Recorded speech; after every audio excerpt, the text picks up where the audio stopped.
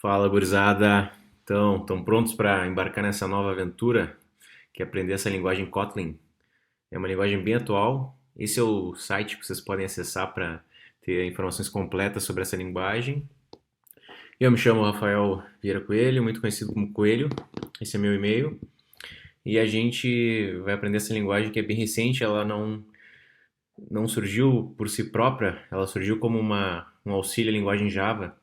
Então, para tentar fazer com que Java fosse mais similar às linguagens atuais que surgiram, como por exemplo Python e Ruby, que são linguagens interpretadas e bem mais simples de usar, principalmente na sua sintaxe. O código é mais clean, mais limpo.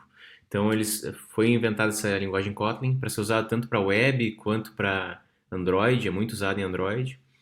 E vocês vão ver que elas simplificam bastante a linguagem Java. Vocês podem rodar sem precisar instalar nada no computador de vocês.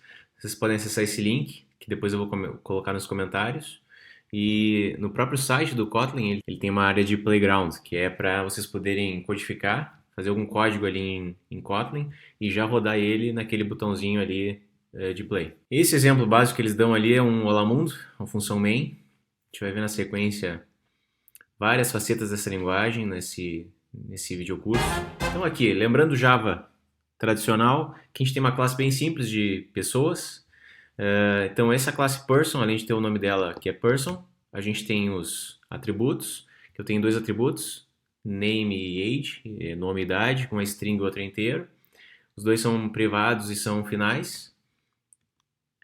Além disso, tem o construtor, que recebe o nome e a idade e preenche os dois atributos dele. E tenho os métodos modificadores e acessores, que são os gets e sets, para poder alterar esses valores privados. Se a gente for fazer algo assim em Kotlin, o que acontece? Aqui eu tenho a classe normal em Java, tem um main ali que instancia um objeto na linha 29, pessoa, que chama a variável que eu declarei chama P, e eu passo os atributos Joe para nome e 67 para idade. Então, quando eu crio esse objeto, depois quando eu acesso o método getName, o nome desse objeto pessoa, ele vai retornar para nós o Joe, que é o que acontece ali. Uma barbada que a gente tem no Kotlin é que quando a gente cria no IntelliJ, a gente tem uma classe em Java, por exemplo, a gente tem a opção de converter ela para Kotlin automaticamente. Então a gente não precisa nem se preocupar com o código, se a gente quiser fazer uma conversão de um código prévio que a gente tem em Java para um código que a gente tem em Kotlin. Então vou mostrar para vocês como é que funciona. Então aqui eu já tenho o meu projeto já pronto. Depois eu vou colocar no final dessa aula, eu vou colocar o link para vocês poderem baixar esse projeto pronto lá da minha página lá do GitHub. E aqui tem todos os arquivos que eu vou mostrar. Vocês podem notar que a gente tem aqui a extensão KT de Kotlin, e aqui seria uma classe Java. Esse aqui também seria Java. Aqui todos os restantes aqui são arquivos Kotlin. A gente pode ter no arquivo Kotlin tanto uma classe quanto um código para ser interpretado, para ser compilado e executado. E vocês não precisam se preocupar em como criar o projeto, porque na próxima videoaula a gente vai ver isso. Mas agora, por exemplo, quero mostrar para vocês. Aqui a gente tem a classe que eu mostrei antes no slide, completinha. Vou tirar o main aqui para não complicar na hora de criar. E aí vocês podem ir em código. A última opção lá, ó, converter arquivo Java para arquivo Kotlin. Mando converter. Ele pergunta aqui se eu quero verificar o restante do código para ver se tem alguma ocorrência que vai precisar ser alterada, mas eu não vou olhar isso. E olha o que transformou. Todo aquele nosso arquivo lá se transformou nisso. Voltando para o nosso slide, então a gente pode converter. Isso representa todo aquele nosso código anterior. Depois eu vou fazer uma comparação entre eles.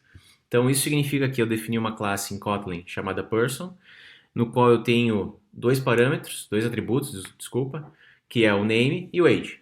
Um é string, o outro é int, é inteiro. Vocês vão ver que a gente tem, tudo é objeto em Kotlin, então a gente não tem o int, que é aquele nosso tipo primário lá de Java, e sempre é representado com dois pontos e depois o tipo. Lá em Java a gente tinha o tipo, o espaço e o nome da nossa variável. Além disso, a gente pode, para não ter que reescrever, sempre colocar aquele mesmo código repetido, né, bem repetitivo, que é criar o equals, criar o hashcode, criar o toString, e já não tem que fazer o getSet também, nesse caso aqui. Eu posso só usar esse modificador chamado data, o data em inglês, que se eu botar isso no início da nossa classe, automaticamente ele já vai ter o equals implementado, padrão, né? O hashcode e o toString dele. Então aqui comparando as duas classes, uma implementada em Java e a mesma em Kotlin, vocês veem que é bem mais simplificado, né, o que a gente tem em Kotlin. Essa é a ideia da linguagem. Então aqui eu tenho toda a minha classe, e olha ali, todos aqueles, da linha 3 até a linha 26, 23 linhas de código se transformam em uma, em Kotlin. Então simplifica demais o código.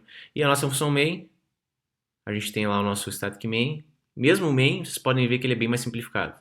Então ali a gente está instanciando uma pessoa, um objeto person, e estou acessando o nome dele, com getName. Até o println é mais simples, ó, em Kotlin. Então na hora que a gente executa, ele funciona da mesma forma. A gente está acessando o name, atributo name do objeto pessoa. Ele vai mostrar o Joe na tela, nesse caso. E para instanciar, comparando o que a gente tem em Java do que a gente vai ter em Kotlin, vocês podem notar que a ideia do Kotlin é sempre botar o menos quantidade de código possível, né? Então, o que tem de diferente ali? A gente omitiu a palavra new, a gente não precisa colocar o new toda vez que a gente vai instanciar um objeto. Aqui, a gente está comparando dois métodos em Java e em Kotlin. Primeira observação que eu tenho na linha 5 ali é que em Java tudo tem que ser uma classe, né? Mesmo que a gente vai só criar um método dentro dela, um método estático, por exemplo, ele tem que ser uma classe. Já em Kotlin eu posso ter um arquivo, que nem esse updateWeather.kt, que no caso só vai ter uma função. Então, como funciona em linguagens como Python, por exemplo, e Ruby, que eu só tenho funções lá que eu vou reutilizar posteriormente, como se fosse uma biblioteca lá de C, por exemplo. Então, nesse caso, o que tem de muito diferente? O if, que é da linha 11 até a linha 20, por enquanto está igual, né? Mesmo código, praticamente. Agora, da linha 7 à linha 9, vocês podem notar que tem uma bela diferença. A forma como a gente usa em Kotlin para declarar uma função é sempre usar essa palavra reservada fun. A gente vai ter uma aula depois só de funções, uma videoaula. E os tipos de dados, vocês podem ver que sempre é dois pontos e o tipo, diferentemente do que era ali em Java. E ali aquele modificador val para variáveis. A gente vai ter na próxima videoaula, se eu não me engano, é só sobre variáveis. Então a gente vai ver com detalhes para que serve esse val, qual é a outra opção que a gente tem para declarar variáveis em Kotlin. E agora a gente vai dar uma melhorada no código. Então, vocês vão pensar, tá, mas o que adianta, né? Da linha 11 à linha 21 ali, ô professor, o que adianta? Não adianta nada. O código é igual? Não, a gente vai ver que a gente consegue reduzir bastante esse código da linha 11 à linha 20, aqueles ifs que a gente está testando ali, qual é o valor que a gente tem no degrees. Então, a primeira coisa que a gente pode fazer é usar esse tipo pair, que é um par de objetos, é como se fosse um par de chave-valor lá do hashmap de Java. Estou recebendo lá o degrees como parâmetro de entrada, e aqui eu estou declarando uma variável, no qual eu vou ter um par de descrição e cor, e ali eu estou testando, fazendo os ifs que eu já fazia antes, e aí caso seja menor que 10, ele cria um objeto par com code blue, caso seja menor que 25, com mild e orange, e caso contrário, com hot e red. Aqui, além disso, eu posso omitir o tipo. Então, essa é uma grande barbada de Kotlin.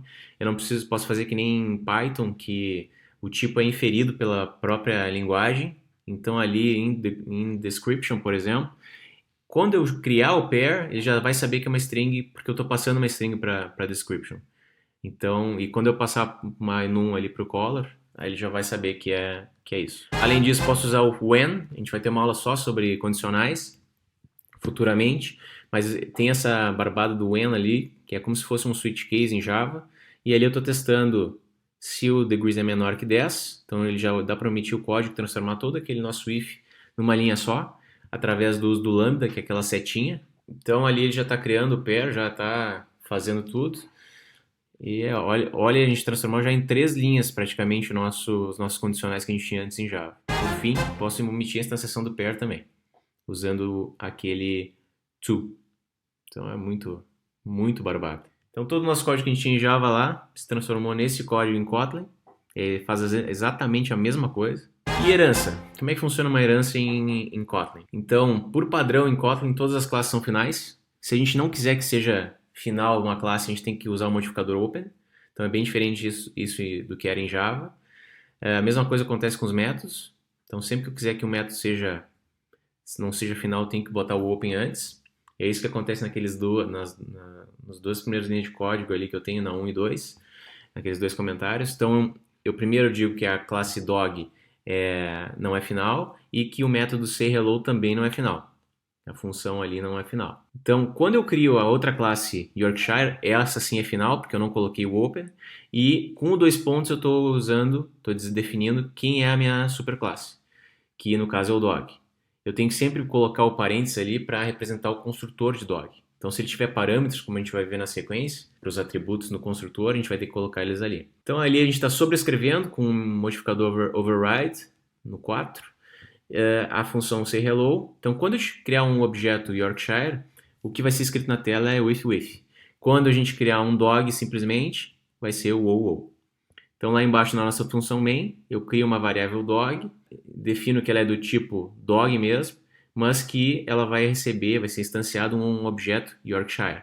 Nesse caso, quando eu chamar o dog.sayHello, invocar o método, que vai aparecer na tela o with. Quando o nosso construtor for parametrizado, ou seja, eu estou recebendo ali qual é a origem, nesse caso a gente tem a classe tigre, que ela é aberta, open, ela não é final, e eu recebo como parâmetro do construtor a origem. Então, o que é diferente aqui que a gente tem lá em Java, eu não preciso criar o construtor, definir os parâmetros dos atributos, eu só coloco ali entre parênteses já direto quais são os meus atributos, o tipo deles, e nesse caso eu tenho o tigre, que vai ter o atributo origem, que é uma string, e quando eu crio o tigre siberiano ali embaixo, eu já digo que eu estou estendendo a classe tiger e que o atributo dele é da Sibéria. Então eu estou definindo, atribuindo já isso. Quando eu chamar a função sayHello a partir disso, ele vai dizer, ó, a tiger from Siberia says grrr. Então, é isso que acontece ali na função main. A gente cria uma variável chamada tiger, que é do tipo tiger, da classe tiger, que no caso, eu estou instanciando um objeto Siberian tiger. Aí a partir da minha variável tiger, eu invoco a função sayHello e já escreve todo aquele texto ali na tela. A gente também pode definir, por exemplo, aqui eu tenho a classe lion, tem dois atributos, name e origin, ambos strings, vai representar o nome e a origem do tigre. Ali ele vai fazer uma coisa parecida com o que fazia no exemplo anterior. Na hora de criar a classe de tigre, de leão asiático, aí eu estou recebendo só o nome. Por quê? Porque a origem é padrão. Então ali eu estou dizendo que eu estou estendendo o lion, o name vai ser o name que me passarem quando criarem um objeto, mas o origin vai ser Índia. É isso que acontece no main. O nome do leão é Rufo, a origem é indiana porque ele instancia um objeto asiático. Esse é o link que vocês podem baixar do GitHub dessa primeira aula e até a próxima videoaula de Kotlin. Espero que tenham gostado. Eu achei muito interessante essa linguagem Kotlin. Eu recomendo. Futuramente eu vou fazer um playlist ali, umas videoaulas sobre Android e eu aconselho quem for começar a programar em Android usar Kotlin, não usar Java.